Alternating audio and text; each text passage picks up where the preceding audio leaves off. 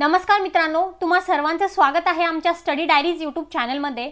तर विद्यार्थी मित्रांनो, जसं की मी तुम्हाला सांगितलं होतं की लवकरात लवकर आपण महाराष्ट्र पोलीस भरतीच्या सिलेबसवरती एक कंप्लीट लेक्चर सीरीज चालू करणार आहोत।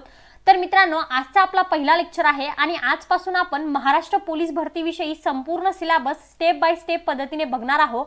तर सर्वात पहिले आपण गणित विषयापासून सुरुवात करूया। विद्यार्थी मित्रांनो, गणित विषयाचा अभ्यास तुम्ही जितका केला तेवढा कमी आहे, कारण की गणितामध्ये फार टॉपिक दिलेले आहेत ज्याचा अभ्यास तुम्हाला व्यवस्थितपणे करणं भाग्य आहे। आणि मित्रांनो, गणिताचा अभ्यास तुम्ही जितका जास्त कराल तितके प्रश्न तुम्हाला सॉल्व्ह करायला सोपं जाईल। विद्यार्थी मित्रांनो, गणित विषयामधील दिलेल्या प्रत्येक टॉपिक नुसार तुम्ही जर अभ्यास केला ना तर तुमचा गणित या विषयाचा एकही गुण जाणार नाही। आणि त्याचबरोबर टॉपिक वाईज अभ्यास केल्यामुळे प्रत्येक कॉन्सेप्ट हे क्लिअर देखील होत जातील। तर जे विद्यार्थी महाराष्ट्र पोलीस भरतीची तयारी करत आहात त्या विद्यार्थ्यांसाठी आजचा हा व्हिडिओ लेक्चर अतिशय उपयुक्त ठरणार आहे। त्यामुळे त्या विद्यार्थ्यांनी आजचा हा व्हिडिओ लेक्चर स्किप न करता शेवटपर्यंत नक्कीच बघा। तर सुरू करूया आपला आजचा व्हिडिओ लेक्चर। तर मित्रांनो, सर्वप्रथम आपण बघूया की गणित विषयामध्ये आपल्याला कोणकोणत्या टॉपिकचा अभ्यास करायचा आहे। तर मित्रांनो, गणित विषयामध्ये आपल्याला एकूण 18 टॉपिकचा अभ्यास करायचा आहे आणि त्यामध्ये पहिला टॉपिक आहे संख्या व संख्यांचे प्रकार, दुसरा आहे बेरीज वजाबाकी गुणाकार भागाकार, तिसरा आहे कसोट्या, चौथा आहे पूर्णांक व त्यांचे प्रकार, पाचवा आहे अपूर्णांक व त्यांचे प्रकार, सहावा आहे मसावी आणि लसावी, त्यानंतर सातवा टॉपिक आहे वर्ग व वर्गमूळ, आठवा आहे घन व घनमूळ, त्यानंतर नववा टॉपिक आहे शेकडेवारी आणि 10वा टॉपिक आहे भागीदारी, 11वा गुणोत्तर व प्रमाण, 12वा सरासरी, 13वा काळ काम वेग, 14वा दशमान पद्धती, 15वा नफा तोटा, 16वा चॅप्टर आहे सरळ व्याज व चक्रवाढ व्याज, त्यानंतर 17वा टॉपिक आहे घड्याळावर आधारित प्रश्न आणि शेवटी 18वा टॉपिक दिलाय घातांक व त्यांचे नियम। तर आपल्याला या सर्व टॉपिकचा स्टेप बाय स्टेप पद्धतीने अभ्यास करायचा आहे। आणि मित्रांनो, आजच्या लेक्चरमध्ये आपण संख्या व संख्यांचे प्रकार, पूर्णांक व त्यांचे प्रकार आणि अपूर्णांक संख्या व त्यांचे प्रकार हे 3 टॉपिक डिस्कस करणार आहोत। आणि मित्रांनो, हे तिन्ही टॉपिक गणित या विषयाच्या दृष्टिकोनाने अतिशय महत्त्वाचे आहे। या टॉपिक वरती तुम्हाला परीक्षेत प्रश्न हे विचारले जाऊ शकतात, त्यामुळे व्यवस्थितपणे लक्ष देऊन बघा। तर पहिले आपण बघूया संख्या व संख्यांचे प्रकार। तर मित्रांनो, संख्यांचे प्रमुख 4 प्रकार आहेत। पहिला आहे नैसर्गिक संख्या, दुसरा आहे मूळ संख्या, तिसरा आहे समसंख्या आणि चौथा आहे विषम संख्या। तर सर्वात पहिले आपण बघूया की नैसर्गिक संख्या कशाला म्हणतात, मूळ संख्या कशाला म्हणतात, समसंख्या कशाला म्हणतात आणि विषम संख्या कशाला म्हणतात। तर सुरुवात करूया नैसर्गिक संख्यापासून। तर मित्रांनो, नैसर्गिक संख्याची पूर्णपणे डेफिनेशन या ठिकाणी दिलेली आहे। नैसर्गिक संख्या म्हणजेच काय? Natural numbers. ज्या संख्यांचा वापर व्यवहारात केला जातो अशा सर्व संख्या नैसर्गिक संख्या असतात आणि 1 पासून ते अनंत संख्यांपर्यंत सर्वच नैसर्गिक संख्या आहे आणि या संख्यांनाच मोज संख्या देखील म्हणतात। मित्रांनो, लक्षात ठेवा की सर्व नैसर्गिक संख्यांना मोज संख्या देखील म्हणतात। त्यानंतर खाली तुम्हाला स्टार करून 2 पॉइंट्स दिले। शून्य ही नैसर्गिक संख्या नाही आणि खऱ्या अर्थाने शून्य ही संख्याच नाही। मित्रांनो, हा अतिशय महत्त्वाचा पॉइंट आहे आणि आपल्याला माहिती आहे की शून्य ही धनसंख्याही नाही आणि ऋण संख्याही नाही। त्यानंतरचा पॉइंट दिलाय ऋणभारित संख्या नैसर्गिक नसतात, म्हणजेच की -1, -2, -3 आणि -10 तर या सर्व नैसर्गिक संख्या नाही। आणि याची जर आपण तुलना केली तर 1, 2, 3, 10 या सर्व काय आहेत? नैसर्गिक संख्या आहेत। म्हणजेच की धनभारित ज्या संख्या असतील तर त्या नैसर्गिक संख्या आणि ऋणभारित ज्या संख्या असतील तर त्या नैसर्गिक संख्या नाही। त्यानंतर पुढचा प्रकार दिलाय मूळ संख्या। मित्रांनो, मूळ संख्या या अतिशय महत्त्वाच्या आहे। तुम्ही कोणत्याही कॉम्पिटिटिव्ह एक्झामची तयारी करत असाल तर मित्रांनो, मूळ संख्या या अतिशय महत्त्वाच्या असतात, कारण की मूळ संख्यावरती बरेच असे प्रश्न हे विचारले जातात। व्यवस्थितपणे बघा की कशाला मूळ संख्या म्हणतात। तर या ठिकाणी बघा, स्पष्टपणे तुम्हाला व्याख्या दिली की ज्या संख्येला फक्त त्याच संख्येने भाग जातो त्या संख्यांना मूळ संख्या असे म्हणतात आणि 0 आणि 1 ह्या मूळ संख्या नाहीत। तर या ठिकाणी तुम्हाला काही उदाहरणं दिलीत बघा मूळ संख्यांची। 2, 3, 5, 7, 11, 13, 17, 19 अप टू n। तर मित्रांनो, या ठिकाणी बघा, आता 2 जी संख्या दिली तर 2 संख्याला फक्त 2 नेच भाग जातो, बरोबर। आणि म्हणूनच 2 या संख्येला काय म्हणतात? मूळ संख्या। कारण की 2 संख्येला आपण 3 ने, 4 ने, 5 ने भाग देऊ शकतो का? नाही। तर तशाच पद्धतीने या ठिकाणी तुम्हाला 1 पासून तर 100 पर्यंतच्या सर्व मूळ संख्या दिलेल्या आहेत बघा। 1 ते 10 पर्यंतच्या मूळ संख्या आहेत 2, 3, 5, 7। 11 ते 20 मधील मूळ संख्या आहे 11, 13, 17, 19। 21 ते 30 मधील मूळ संख्या आहे 23, 29।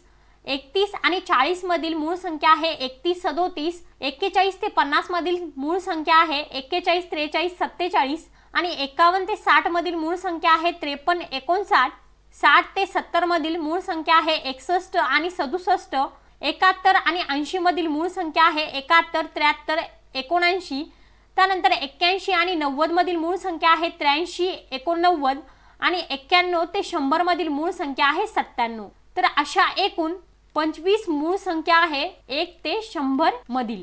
त्यानंतर पुढचा प्रकार आहे जोड मूळ संख्या. आणि मित्रांनो, हा जो जोड मूळ संख्या आहे तर तो मूळ संख्येचा एक उपप्रकार आहे. ज्या दोन क्रमवार मूळ संख्यांमध्ये 2चा फरक असतो त्यांना जोड मूळ संख्यांची जोडी असे म्हणतात. जोड मूळ संख्या एकटी कधीच नसते तर ती जोडीने उपस्थित असते. तर त्यानंतर खाली दिलंय की 1 ते 100 पर्यंत जोड मूळ संख्यांच्या टोटल 8 जोड्या होतात आणि त्या 8 जोड्या ह्या आहेत 3 ते 5, 5 ते 7. आता 3 आणि 5 या दोन्ही देखील काय आहेत मूळ संख्या आणि यामधील फरक किती आहे 2. म्हणजेच ही काय झाली जोडमूळ संख्या. ज्या दोन मूळ संख्यांमधील फरक 2 येत असेल तर त्यांना जोडमूळ संख्या असे म्हणतात.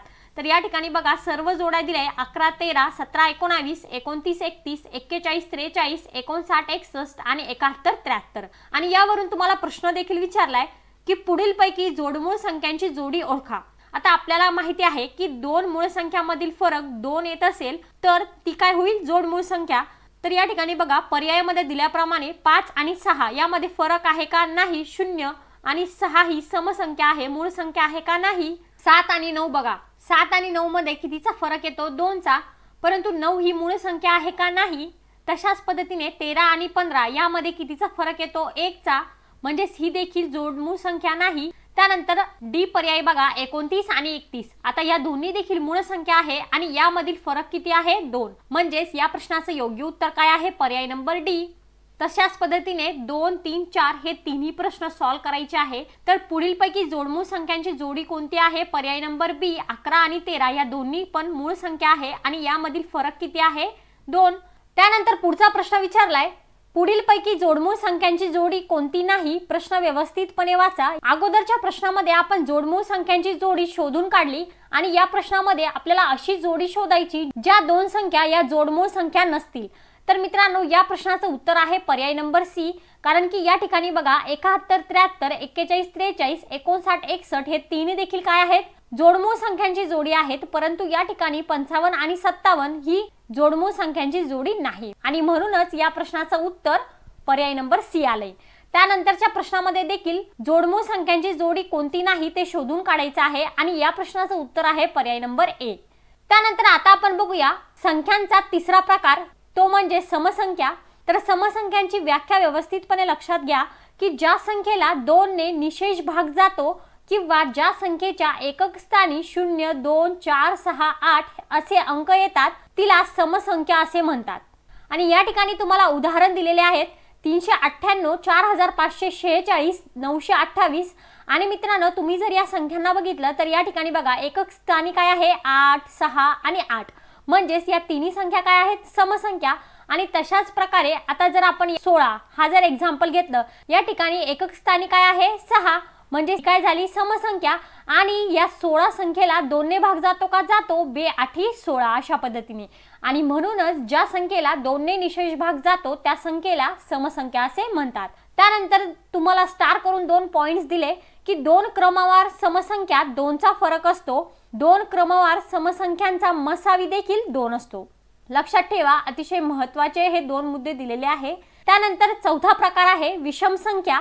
ज्या संख्येला 2 ने निशेष भाग जात नाही अथवा ज्या संख्येच्या एकक स्थानी 1 3 5 7 9 असे अंक येतात त्यांना विषम संख्या असे म्हणतात.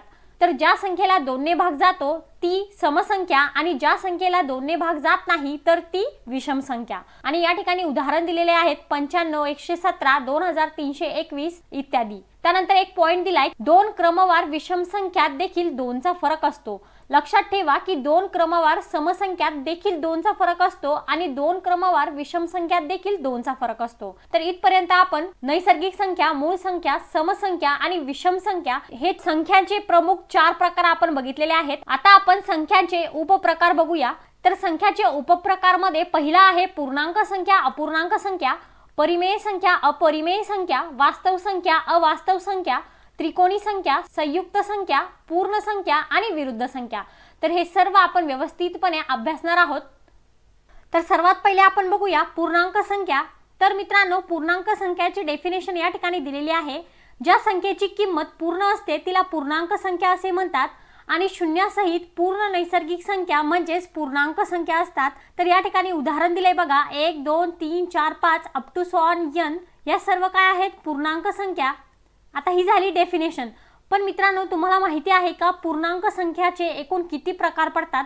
तर मित्रांनो, पूर्णांक संख्याचे एकूण 3 प्रकार पडतात। पहिला आहे शून्य, त्यानंतर दुसरा आहे धन पूर्णांक संख्या, तिसरा आहे ऋण पूर्णांक संख्या। तर पूर्णांक संख्यामध्ये जो शून्य हा प्रकार आहे, तर त्यामध्ये काय दिलंय की शून्य हा धनही नाही आणि ऋणही नाही, हे मी तुम्हाला अगोदरच सांगितले। म्हणूनच शून्य हा पूर्णांक देखील नाही। शून्य ही एक तटस्थ संख्या आहे, म्हणजेच की शून्यास कोणतेही चिन्ह असतं का? नाही, प्लसही नसतं आणि मायनसही नसतं। तर तशाच प्रकारे धन पूर्णांक संख्या कशाला म्हणायचं? की ज्या संख्यांच्या सुरुवातीला अधिकचं चिन्ह असेल त्यांना धन पूर्णांक संख्या असे म्हणतात। जसं की या ठिकाणी एक्झाम्पल मध्ये तुम्हाला ऑलरेडीच दिलं होतं की 1 2 3 4, आता इथं काय नसतं म्हणजे काय असतं? अधिकचं चिन्ह। अशाच प्रकारे या संख्यांना काय म्हणायचं मग? धन पूर्णांक संख्या। आणि त्या उलटच ऋण पूर्णांक संख्या आहेत, म्हणजेच की ज्या संख्यांच्या सुरुवातीला वजाबाकीचं चिन्ह असेल तर त्या संख्यांना काय म्हणायचं? ऋण पूर्णांक संख्या। अशा पद्धतीने पूर्णांक संख्याचे हे 3 प्रकार पडतात। त्यानंतर पुढे तुम्हाला दिलंय अपूर्णांक संख्या। तर अपूर्णांक संख्या कशास म्हणतात बघा, की ज्या संख्येची किंमत अपूर्ण असते तिला अपूर्णांक संख्या असे म्हणतात। तर अपूर्णांकांच्या संख्या खालील 3 प्रकारे असतात। आता या ठिकाणी तुम्हाला अपूर्णांकांच्या संख्यांचे 3 प्रकार दिलेत। पहिला आहे व्यवहारी अपूर्णांक, दुसरा आहे दशांश अपूर्णांक आणि तिसरा आहे आवर्ती दशांश अपूर्णांक। तर सर्वात पहिले बघा की व्यवहारी अपूर्णांक म्हणजे काय? तर अंश किंवा छेद स्वरूपात लिहिल्यास त्याला व्यवहारिक अपूर्णांक असे म्हणतात। लक्षात ठेवा, अंश आणि छेदच्या रूपात असेल तर व्यवहारिक अपूर्णांक। उदाहरणार्थ दिलेला आहे 5/2, 5/3, 11/4 अशा प्रकारे। त्यानंतर दशांश अपूर्णांक, व्यवहारी अपूर्णांकांचे उत्तर दशांश मध्ये आल्यास त्याला दशांश अपूर्णांक असे म्हणतात। आता या ठिकाणी तुम्हाला काय दिलेलं आहे? 5/2, तर बेदुने 4, म्हणजेच या ठिकाणी 5तून 4 गेला, 1 उरला, म्हणजे या ठिकाणी आपल्याला काय घ्यावं लागेल? दशांश। आणि दशांश घेतल्यानंतर या ठिकाणी 0 म्हणजे 2×5 तर याचं उत्तर कशाच्या स्वरूपात आलं? दशांशच्या स्वरूपात आलं आणि म्हणूनच या संख्याला काय म्हणायचं? दशांश अपूर्णांक। त्यानंतर अपूर्णांकाचा तिसरा प्रकार आहे आवर्ती दशांश अपूर्णांक आणि कशास म्हणतात बघा की व्यवहारी अपूर्णांकांचे उत्तर पॉइंट मध्ये येताना कधी कधी दशांश नंतरचा अंक पुन्हा पुन्हा येतो आणि यालाच आवर्ती दशांश अपूर्णांक असे म्हणतात। म्हणजेच की एकाच अंकाची काय होते? रिपीटेशन होते, म्हणजेच की पुन्हा पुन्हा तोच अंक येतो। तर या ठिकाणी बघा एक्झाम्पल दिलेला आहे 7/3। आता मला सांगा 3 दुने 6 उरला 1, या ठिकाणी मी घेतला पॉइंट, परत 0, मग 3×9 परत उरला 1, परत 0 म्हणजे 3×9 अशा पद्धतीने। म्हणजेच या ठिकाणी कोणत्या संख्येची आवर्ती होतीये? 3 या संख्येची आणि म्हणूनच या संख्यांना काय म्हणायचं? आवर्ती दशांश अपूर्णांक। तर मित्रांनो, या ठिकाणी आपण पूर्णांक संख्याचे 3 प्रकार शून्य, धन पूर्णांक आणि ऋण पूर्णांक, तशाच प्रकारे अपूर्णांक संख्यांचे देखील 3 प्रकार व्यवहारी अपूर्णांक, दशांश अपूर्णांक आणि आवर्ती दशांश अपूर्णांक, हे सर्व व्यवस्थितपणे मी तुम्हाला स्पष्टीकरणासह सांगितलेलं आहे। आता आपण बघूया या पुढचा मुद्दा, तो म्हणजे परिमेय संख्या आणि अपरिमेय संख्या। तर या ठिकाणी बघा परिमेय संख्याची व्याख्या दिलेली आहे की ज्या संख्यांचा वापर अंकगणितात केला जातो त्या सर्व संख्या परिमेय संख्या असतात। शून्य आणि ऋणभारित संख्या यांचा व्यवहारात वापर केला जात नाही, पण अंकगणितात केला जातो, म्हणून त्या संख्या ही परिमेय संख्या असतात। परिमेय संख्या या ऋण आणि धन दोन्हीही असू शकतात, शून्य सहित। त्यानंतर खाली दिलंय की तसेच वर्गमुळातील आणि घनमुळातील अशा संख्या ज्यांचे उत्तर आपण अंकगणितीय संख्याने काढू शकतो त्यांना ही परिमेय संख्या असे म्हणतात। म्हणजेच की वर्गमूळ वा घनमुळातील संख्यांचे उत्तर पूर्णांक मिळाल्यास ती परिमेय संख्या असते। हे जे दिलेलं आहे शाब्दिक, यासाठीच या ठिकाणी उदाहरणं दिलीत। पहिलं उदाहरण आहे वर्गमुळात 16। आता 16चा वर्गमूळ 4, तशाच प्रकारे 25चा 5, तर वर्गमुळात 27/3 म्हणजेच की 3×27 आणि वर्गमुळात 9 याचा वर्ग किती 3. तर अशा प्रकारच्या सर्व एक्झाम्पल्सना काय म्हणायचं, परिमेय संख्या. मात्र वर्गमुळात 15, घनमुळात 28, वर्गमुळात 27 या संख्या परिमेय नाहीत, कारण की यांचं उत्तर पूर्ण संख्या मिळते का नाही आणि म्हणूनच या परिमेय संख्या नाही.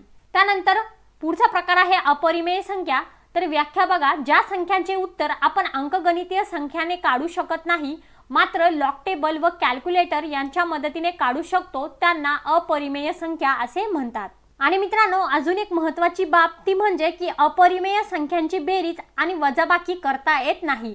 तर या ठिकाणी तुम्हाला एक्झाम्पल दिलेला आहे, वर्गमुळात 7, वर्गमुळात 10, वर्गमुळात 11, वर्गमुळात 25/5. तर या सर्व एक्झाम्पल्सला काय म्हणायचं, अपरिमेय संख्या.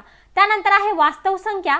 परिमेय आणि अपरिमेय संख्यांचा संच म्हणजे वास्तव संख्या होय. म्हणजेच की परिमेय अधिक अपरिमेय संख्या या दोन्ही संख्या मिळून कोणत्या संख्या बनतात, वास्तव संख्या. तर त्याच विरुद्ध आहे अवास्तव संख्या, म्हणजेच ज्या संख्यांचे उत्तर आपण अंकगणितीय पद्धतीने तसेच लॉग टेबल व कॅल्क्युलेटर यांच्या मदतीने काढू शकत नाही त्यांना अवास्तव संख्या असे म्हणतात, कारण अशा संख्या अस्तित्वातच नसतात. जसं की एक्झाम्पल दिलेलं आहे, वर्गमुळात -7, वर्गमुळात -11, वर्गमुळात -15 या संख्यांचे उत्तर कधीच निघत नाही आणि म्हणूनच या संख्यांना अवास्तव संख्या असे म्हणतात. मित्रांनो, कन्फ्यूज होऊ नका, कारण की या ठिकाणी तुम्हाला अपरिमेय संख्या आणि अवास्तव संख्या यामध्ये कन्फ्यूज होऊ शकतं. तर व्यवस्थितपणे लक्षात ठेवा की ज्या संख्यांचे उत्तर आपण अंकगणितीय संख्याने काढू शकत नाही मात्र लॉग टेबल आणि कॅल्क्युलेटरने काढू शकतो त्याला अपरिमेय संख्या म्हणतात, आणि ज्या संख्यांचे उत्तर आपण अंकगणितीय पद्धतीने तसेच लॉग टेबल आणि कॅल्क्युलेटर यांच्या मदतीने काढू शकत नाही तर त्यांना अवास्तव संख्या असे म्हणतात. तर मित्रांनो, बाकी राहिलेले संख्यांचे प्रकार आपण उद्याच्या लेक्चरमध्ये डिस्कस करूया. तर आय होप जे विद्यार्थी महाराष्ट्र पोलीस भरतीची तयारी करत आहात त्या विद्यार्थ्यांसाठी आजचा हा व्हिडिओ लेक्चर अतिशय उपयुक्त ठरला असेल. मित्रांनो, व्हिडिओ आवडला असेल तर लाईक करा, शेअर करा, काही प्रश्न असतील तर कमेंट सेक्शनमध्ये नक्कीच विचारा आणि चॅनलला सबस्क्राईब करा, जेणेकरून तुम्हाला रोजचे लेक्चर हे रोज मिळतील. आणि मित्रांनो, प्रत्येक लेक्चर बघत चला, याचा फायदा तुम्हाला परीक्षेत 100% होईल. धन्यवाद.